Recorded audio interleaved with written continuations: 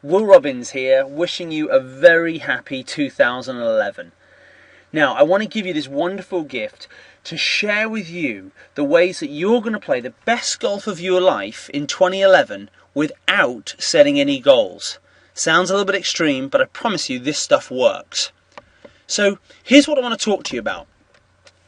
Success gurus tell you, set lofty goals, get clear on them, break down step by step, and we've all heard that 100 times before. This is not what I'm going to talk about today. We've all had it. We set goals for our finances, for our marriage, for our life, for our golf games, and January 1st it almost feels overwhelming of what we've got to take to the golf course and achieve. And usually, how long does it really last for? Well, it's like New Year's resolutions and lofty goals.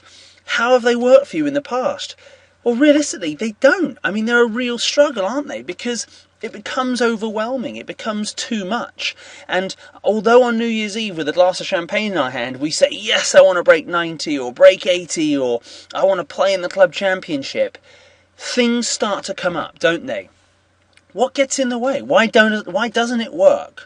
Well, my belief is that what happens is life gets in the way. Let's say it rains for 7 days, so you don't get to do your 4 practice sessions this week towards, hitting enough balls to break 80. Or you have failures. You go to the golf course and hit the ball terribly, or you have play really badly at a round and you start to lose faith. And then, it happens again and the weather's bad again. And by, January, early February, you're starting to see that this goal may not come alive. And we're only 30 days into the year. So we've got to start to understand, what is it that we need to do to make goals work? And I'm going to show you 2 fantastic exercises today on how to make it work when you practice and when you play. They're very simple, and if you can start taking these to the golf course, you are going to find it amazing the results you're going to get without really doing anything. I mean, just going to the golf course and let me show you how. So, the first one, I want to ask you to take a piece of paper and just write down, if you've got time right now, if not at some point, okay, who are you when you go to the golf course? And think about that. When you get to the golf course and you're on the course, who are you being when you're on the golf course? And I want you to just write down, 5, 10, 15, 20 words of who are you being. Do you get frustrated on the golf course? Do you think a lot when you're on the golf course? Do you second guess? Are you impatient when there's slow play? Do you get tight? Are you nervous? Are you doubtful? Are you uncomfortable? Are you unsure of your swing? Do you feel like you're trying a lot? And I'm not being negative here, I'm just asking you to be honest. If I was dead honest with you, I would tell you a lot of times when I go to the golf course, I second guess myself. I feel, a little bit tight when I'm swinging. And I'm a little bit afraid of failure. And that's a professional, that's me telling you that. So it's not a bad thing to go ahead and be honest. You don't have to say, I'm confident and I'm positive. It's, what are you feeling when you're on the golf course?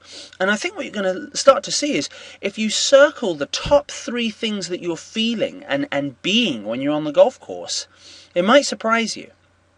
This is the game that you take time out to spend a lot of money on in your precious spare time, and you're saying, I love the game of golf, but when you go to the golf course, the usual things that you're feeling are impatient, uncomfortable, and unsure of yourself. Well, that's not fun. That's not enjoyable. You're going to the golf course and saying that you love this game, but most of the time you're unsure and uncomfortable, or feeling like you try. That doesn't make any sense, does it? When you're doing something you love, you feel confident and you feel excited and you feel committed and happy and things like that. So the second step of what I want you to do is write down, just imagine, just think about, who do you want to be? What do you want to feel when you're on the golf course? And if you struggle with this one, think about it. What do you think someone like Freddie Couples or Bernard Langer or Phil Mickelson feels when on the golf course? I bet you they feel, they trust their golf swing. They're focused, they're relaxed, they're positive, they're confident, they're committed to each shot.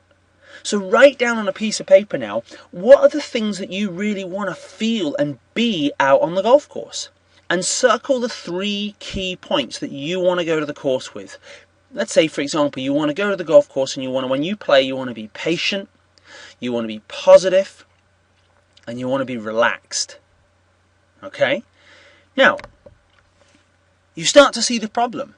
You go to the golf course with, I want to shoot, 80 this year, I've got a new goal, I want to drop 15 shots off of my game, and I'm going to practice harder, I'm going to work at my game harder, but I'm not going to change who I'm going to be on the golf course. I'll wait for that to happen. Once I start playing good golf, then I'll be better on the golf course. I'll start to think more positively, I'll start to be more confident, I'll be more committed to each shot. That's not how it works. The simplest way for you to start to get great results on the golf course is change who you are being on the golf course. Change the thoughts you're having and realistically the feelings. That's the key thing. And it takes practice. So I want you to write down on the piece of paper the 3 things that you don't want to feel on the golf course. Anxious, tight, frustrated. And write down on the back of the piece of paper the 3 things that you are looking to be better at on the golf course and feel on the golf course, which is you want to be patient and have, feel relaxed and really enjoy the game. And it's different for every player. I just suggest that you write that down on a piece of paper and put it in your back pocket or put it in your golf bag. And every time you play, as you walk around the golf course, just look at it. You see, there's no pressure on that then, because if you do get off the golf course and you weren't patient and you were frustrated, it's okay. You're just saying that I'm still practicing getting better at being patient, but today I wasn't. But each time you go to the golf course, you're focusing on who you're being. And because who you're being turns out to be what you're doing. And what you're doing is what you have. Think of it. A great golfer is being patient, being positive, and being relaxed. So they do well on the golf course and have good shots and they forget bad shots. And what do they have? A great golf game. So this year I want you to have 3 new words that you're going to take to the golf course. Who am I going to be today? What are those 3 things? Is it positive? Is it patient? Is it confident? Is it committed? But that's what I want you to start on. Forget the goals. Start focusing on those. Now when you go to practice, I got a question to ask you. Why do you practice golf? The second exercise is, why do you practice golf? And you may say something like, well, to fix my game, or I need to play better, or well, if I don't practice, I'll get worse, so I really should practice. Okay, those are pretty lame excuses on why to practice, and they're not going to get much out of there for you, and I'm going to tell you why. Why you practicing today needs to be much clearer when you go to the golf course. Not just to hit my new driver or fix my swing.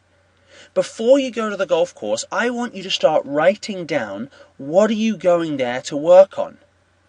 Most of you are going there to fix problems. You're going there to look for perfection, to perfect your golf swing or perfect your chipping. What I want you to start to look at is, instead of fixing, think about training. Think about how you train a dog, or you train a soldier to be able to do a specific thing. I want you to start ingraining, creating habits when you go to the golf course. Think of it, it's much different than just fixing and perfecting. When you go to the golf course and you're training your hands to work through the putter the right way, or training yourself to be patient when you're practicing, or ingraining a good rhythm in your golf swing, it's much different than fixing and perfecting. So if you can go to the golf course with a clear description of, for example, today I'm going to work to ingrain a good putting stroke by putting my putter up against a wooden board and going back and through, and make 100 putts to ingrain that, that would be a good practice session, rather than just heading to the golf course saying, you know what, I just need to get better at putting today. Break it down and start to look at training and ingraining rather than fixing and perfecting. See, the problem is that when you go to the golf course, practice makes permanent. And so when you go to the course and you just bash golf balls at the driving range and you have no purpose, and you just, tinker with your golf swing every day and try and make changes to it, and don't have clear objectives of what you're trying to work on that day, who you're trying to be that day, you're going to end up with permanent problems. So you've got to be careful of what you're practicing. Because the thing is that practice makes permanent. So if you're not going to the golf course with a clear idea of who you're trying to be on the golf course today, and what and why am I practicing, you're not going to get lasting results. You're just going to get permanent problems. And those are called habits, and those are the things that you go and try and get lessons to get rid of.